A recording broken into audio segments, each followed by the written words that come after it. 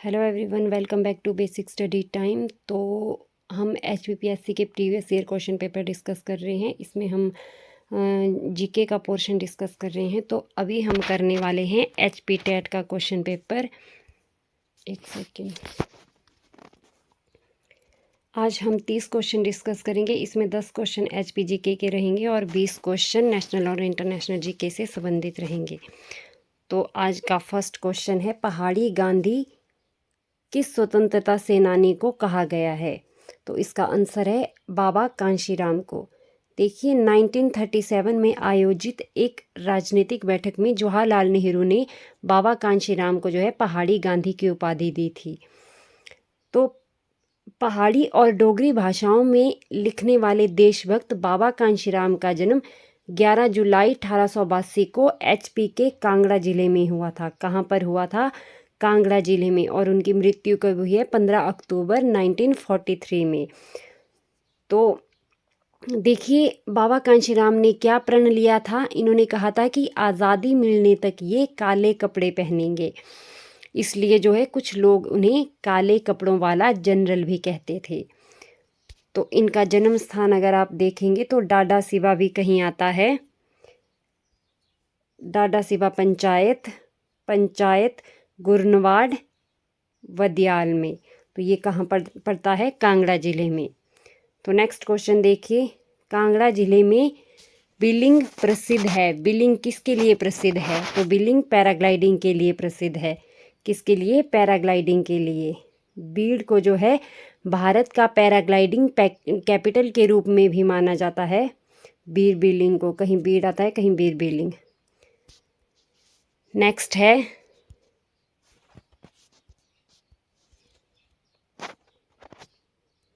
किस मुगल शासक के समय फ्रांसीसी यात्री बर्नियर हिमाचल प्रदेश आया था? तो ये औरंगज़ेब के समय भारत आया था। औरंगज़ेब का टाइम पीरियड कितना था? 1658 से लेकर 1707 तक। तो 1678 में चंबा रियासत के सभी मंदिरों को गिराने की आज्ञा जो है औरंगज़ेब ने दी थी। मगर वहाँ के जो राजा थे, राजा चतर सिंह, इन्होंने इनकी आज्ञा को अस्वीकार किया था और इससे उल्टा कार्य किया था। तो फ्रांसीसी, ये जो बर्नियर था ये फ्रांसीसी था। तो एक चिकित्सक और यात्री भी था। 1658 में ये भारत पहुंचा था और मुगल सम्राट शाहजहां के यहाँ पर बेटे नहीं लिखे, जो बड़ा बेटा था दारा शिकोह, उसके लिए चिकित्सक के रूप में काम किया था। दारा शिकोह की फांसी के बाद जो है मुगल सम्राट औरंगज़ेब के दरबार से ये जुड़ गया था। कौन? फ्रांसीसी यात्री बर्नियर। नेक्स्ट है, रोंगटोंग हाइड्रो प्रोजेक्ट हिमाचल प्रदेश के किस जिले में है? तो ये है लाहौल स्पीति में। रोंगटोंग परियोजना लाहौल स्पीति में, ये 2 मेगावाट की परियोजना है। देखिए, एक आता है सोंगटोंग या फिर शोंगटोंग करछम। तो ये शोंगटोंग करछम परियोजना जो है ये किन्नौर में है और ये 450 मेगावाट की परियोजना है और ये सतलुज नदी पर है। नेक्स्ट देखिए, मशरूम शहर किस जिले को कहा जाता है? तो ये कहा जाता है सोलन जिले को। भूरी सिंह संग्रहालय किस जिले में स्थित है? तो भूरी सिंह संग्रहालय हमारा चंबा जिले में स्थित है। वर्ष 1908 में जो है इस संग्रहालय की स्थापना हुई है। ये संग्रहालय खोला गया है और डॉक्टर फागेल के नेतृत्व में ये संग्रहालय खोला गया है और इसकी स्थापना जो है राजा भूरी सिंह ने ही की थी। इस संग्रहालय में कांगड़ा और बसौली शैली की कलाकृतियाँ, राधा कृष्ण प्रसंगों की कृतियाँ उपलब्ध है।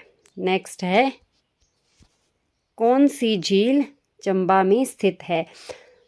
तो चंबा में गड़ासरू झील है। चंबा की और झीलें देख लीजिए, मणिमहेश, गड़ासरू, खजियार, लामा झील, महाकाली झील, चंद्रकूप, बैसाखी, चामुंडा और महलनाग झील। तो ये सब चंबा की झीलें हैं। अब कांगड़ा की झीलें देख लीजिए, ये डल झील और करेरी झील, ये दोनों कांगड़ा की झीलें हैं और इसके साथ मछियाल झील भी कांगड़ा की ही झील है। फिर है HP में कृत्रिम झीलें HP में कितनी है? टोटल 4 कृत्रिम झीलें हैं।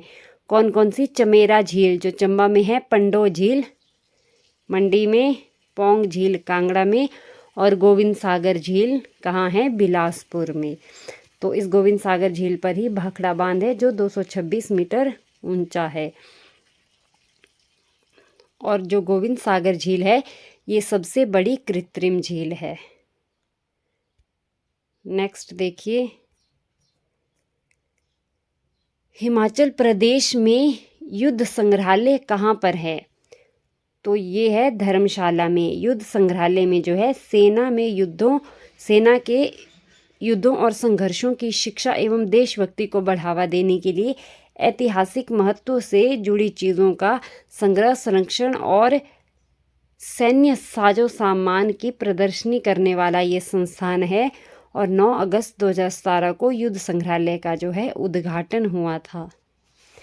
नेक्स्ट क्वेश्चन हमारा है, हिमाचल प्रदेश में किस जिले का जनसंख्या घनत्व सर्वाधिक है? तो ये हमीरपुर का है। ये सेंसस 2011 के अकॉर्डिंग है। 2011 की जनगणना के अकॉर्डिंग एचपी में सबसे अधिक हमीरपुर का जनसंख्या घनत्व कितना है?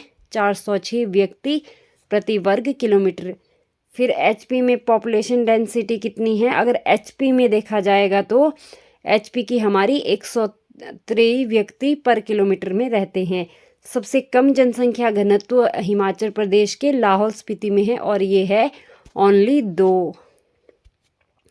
आगे देखिए, अगर सीक्वेंस में भी कभी आ जाता है हिमाचल के सभी जिलों का जनसंख्या घनत्व दिया हुआ है तो सबसे ज़्यादा है हमीरपुर का, उसके बाद ऊना, बिलासपुर, सोलन, कांगड़ा, मंडी, सिरमौर, शिमला, चंबा, कुल्लू, किन्नौर और सबसे कम किसका है? लाहौल का। यहाँ पर दिया भी हुआ है कि कितना किस जिले का कितना है। देखिए ये आप याद कर सकते हैं, फर्स्ट और लास्ट याद होनी चाहिए। लाहौल स्पीति का 2 और हमीरपुर का 406। इसी तरह से next question, Larji power project किस नदी पर बनाई गई है? तो लारजी विद्युत परियोजना हमारी है ब्यास नदी पर। लारजी परियोजना ब्यास नदी पर किस जिले में है? कुल्लू जिले में है। यह हिमाचल सरकार द्वारा निर्मित सबसे बड़ी जल विद्युत परियोजना है। अब नेशनल इंटरनेशनल जीके के क्वेश्चन आ गए हैं। महाबलीपुरम मंदिर किस राज्य में स्थित है? तो ये तमिलनाडु में स्थित है और यहाँ पर चट्टानों पर नक्काशी की गई है।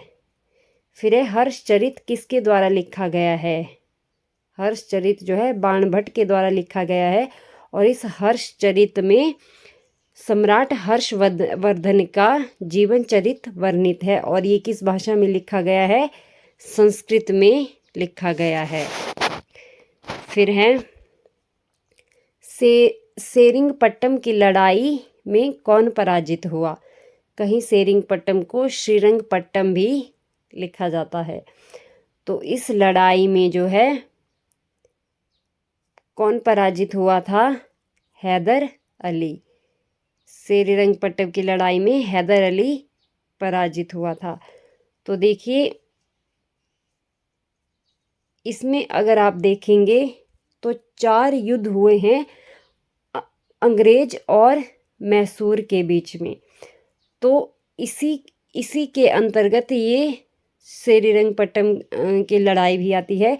तो फर्स्ट आंग्ल मैसूर जो युद्ध हुआ था वो हैदर अली और अंग्रेज के बीच में हुआ था और इसमें अंग्रेजों की हार हो गई थी और जो मद्रास की संधि हुई थी इसके साथ ही ये युद्ध समाप्त हो गया था। और मद्रास की संधि कब हुई थी? 1769 में। फिर देखिए दूसरा आंग्ल मैसूर युद्ध हुआ था 1780 से 84 में और इस दूसरे आंग्ल मैसूर युद्ध को पोर्टोनोवा का युद्ध भी कहा जाता है। इसमें कोई निर्णय नहीं हुआ था कि कौन जीता है और कौन हारा है और इस युद्ध में जो है हैदर अली घायल हो गया था और उसके बाद उसकी मृत्यु हो गई थी घायल होने के कुछ समय पश्चात। और इस युद्ध में जो है मंगलोर की संधि हुई थी 1784 ईस्वी में। फिर तीसरा आंग्ल मैसूर युद्ध ये किस किस के बीच में हुआ था? टीपू सुल्तान और अंग्रेज के बीच में। देखिए हैदर अली तो दूसरे आंग्ल मैसूर युद्ध में मृत्यु हो गई थी। उसके बाद हैदर अली का बेटा जो है टीपू सुल्तान राजा बना था। तो इस युद्ध में अंग्रेजों की जीत हुई थी और यहीं पर आता है ये सेरीरंगपट्टम की संधि। और इस संधि में जो है हैदर अली नहीं आएगा, माफ़ करना, यहाँ पर टीपू सुल्तान आएगा। तो टीपू सुल्तान इस लड़ाई में पराजित हुए थे और ये सेरीरंगपट्टम की संधि 1792 ईस्वी में हुई थी। और गवर्नर जनरल अगर देखेंगे तो कार्नवालिस उस समय भारत का गवर्नर जनरल था। फिर चौथा आंग्ल मैसूर युद्ध, इनमें कुल 4 युद्ध होते हैं। चौथा आंग्ल मैसूर युद्ध में टीपू सुल्तान की मृत्यु हो जाती है और लॉर्ड वेलेजली उस समय भारत का गवर्नर जनरल होता है। तो इस तरह से अंग्रेज और मैसूर के बीच कुल 4 युद्ध होते हैं और ये सेरीरंगपट्टम में टीपू सुल्तान की पराजय होती है। फिर है द लास्ट सपर चित्र किसके द्वारा बनाया गया? तो ये लियोनार्डो दा विंची ने बनाया है। लियोनार्डो दा विंची के 2 फेमस चित्र कौन कौन से हैं? एक तो यही है द लास्ट सपर और एक है मोनालिसा का चित्र। फिर है कश्मीर का आदिवासी कबीला है, तो ये है बकरवाल। बकरवाल कश्मीर का आदिवासी कबीला है। अब देखिए बकरवाल कश्मीर का है। अगर बेगा की बात करेंगे, बेगा की, तो ये अधिकतर मध्य प्रदेश की जनजाति है और मध्य प्रदेश के साथ साथ छत्तीसगढ़, उड़ीसा, झारखंड, बिहार, यूपी, महाराष्ट्र और पश्चिम बंगाल में भी ये कहीं कहीं पाई जाती है। उसके बाद है खोंड जनजाति, तो ये उड़ीसा की पहाड़ियों और जंगलों में पाई जाने वाली जनजाति है। फिर है संथाल, ये बिहार, वेस्ट बंगाल, उड़ीसा और झारखंड में पाए जाते हैं। फिर देखिए हड़प्पा लिपि लिखी जाती है, कैसे लिखी जाती है? ये राइट टू लेफ्ट लिखी जाती है। इसी तरह से हड़प्पा कहाँ है? रावी नदी के किनारे है। और उत्खननकर्ता कौन है? हड़प्पा सभ्यता की खोज का इसका पता लगाने वाले दयाराम साहनी 1921 में पता लगाया था। फिर माधव स्वरूप वत्स 1926 और बहिल्लर 1944। वर्तमान स्थिति हड़प्पा की क्या है? ये पाकिस्तान के पंजाब प्रांत का साहिवाल जिला है। सिक्कों के अध्ययन को क्या कहते हैं? Study of coins. इसको कहा जाता है न्यूमिस्मैटिक्स, मुद्रा शास्त्र। फ्रांस में पेरिस अकादमी की स्थापना कब की गई थी? तो ये 1666 में की गई थी। नेक्स्ट देखते हैं, हम्पी के पुरातात्विक अवशेषों की खोज में निम्नलिखित में से किस विद्वान ने योगदान दिया? तो इसमें आंसर की में ये सभी दिए हुए हैं। कर्नल कॉनिल Mackenzie, John Marshall, Alexander Greenlaw, ये सभी दिए हुए हैं। मगर जब आप सर्च करेंगे तो वहाँ पर सिर्फ यही नाम आएगा, कर्नल कॉलिन मैकेंजी।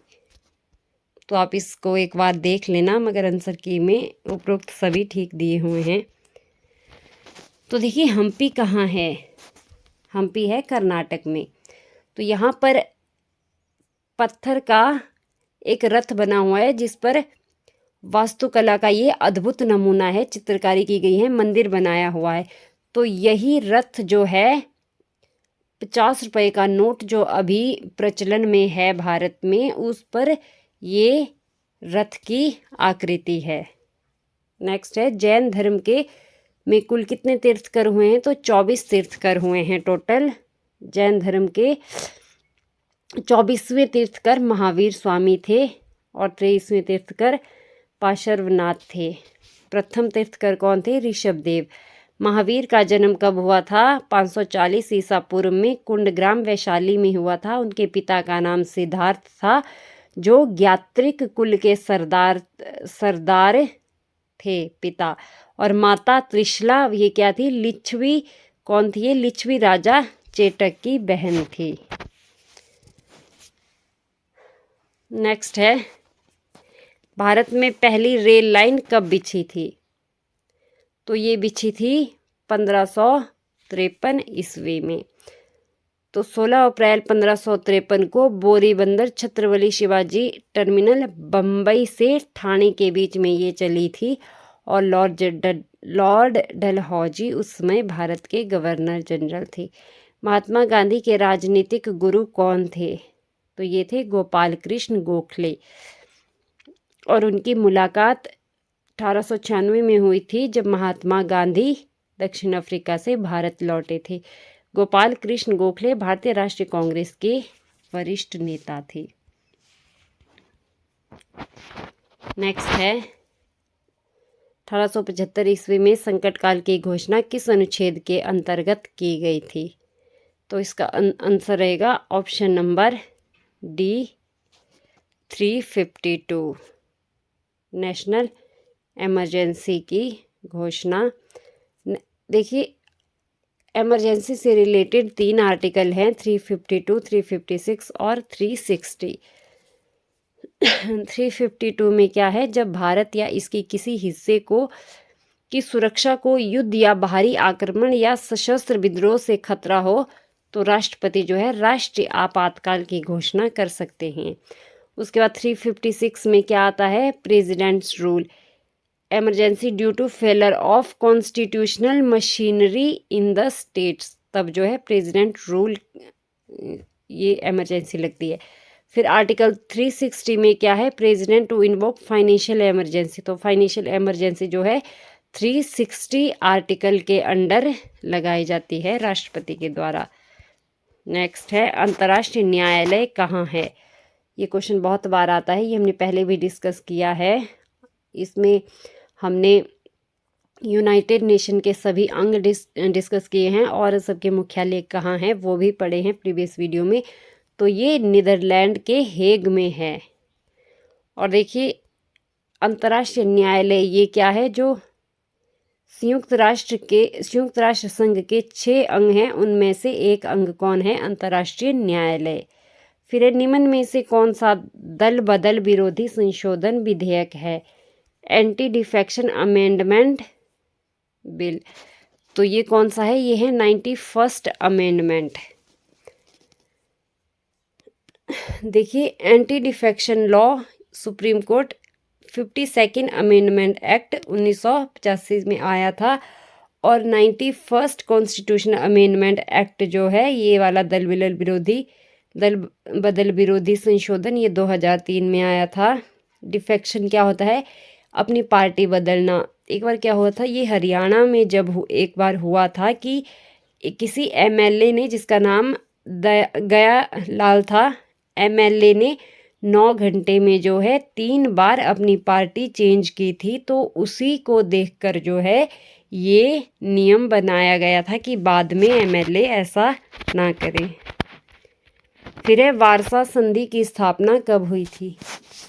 तो वारसा संधि की स्थापना 13 मई 1955 को हुई थी। इसका प्रमुख उद्देश्य नाटो में शामिल देशों का यूरोप से मुकाबला करना था।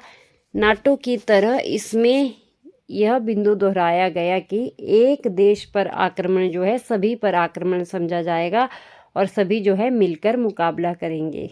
और इस संधि का मुख्यालय मॉस्को में था। फिर नेक्स्ट क्वेश्चन देखिए, किसने देश में लैंगिक आधार पर भेदभाव खत्म किया? तो ये संविधान ने किया है, कॉन्स्टिट्यूशन ने।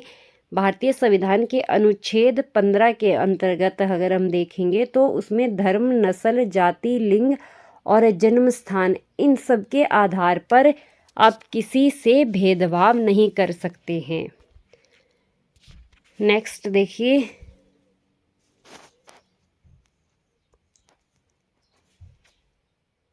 भारतीय संविधान का कौन सा अनुच्छेद छुआछूत को समाप्त करने से संबंधित है?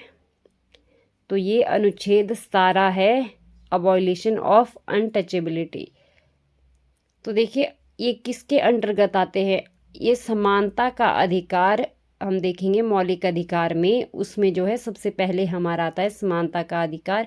और इसी समानता के अधिकार में अनुच्छेद 14 से 18 तक के अनुच्छेद इसी के अंतर्गत आते हैं। तो इसी में ही ये अनटचेबिलिटी से रिलेटेड आता है, उसी में ही ये नॉन डिस्क्रिमिनेशन से रिलेटेड, ये दोनों इसी के अंडर आते हैं। फिर है परंपरावादी राजनीतिक सिद्धांत का आरंभ कब से माना जाता है? तो ऑप्शन नंबर ए इसका सही है, ये 15वीं सेंचुरी से माना जाता है। नेक्स्ट देखिए,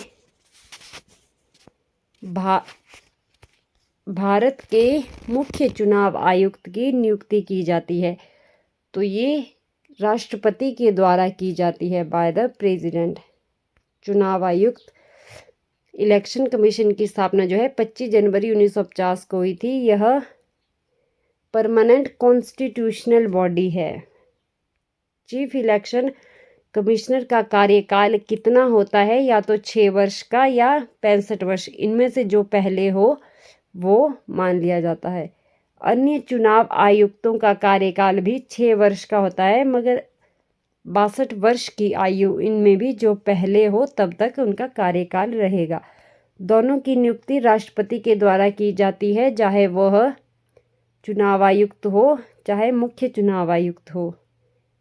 इसमें पहले 1 सदस्य ये आयोग था, अब इसमें 3 सदस्य होते हैं, एक मुख्य चुनाव आयुक्त, बाकी 2 अन्य चुनाव आयुक्त।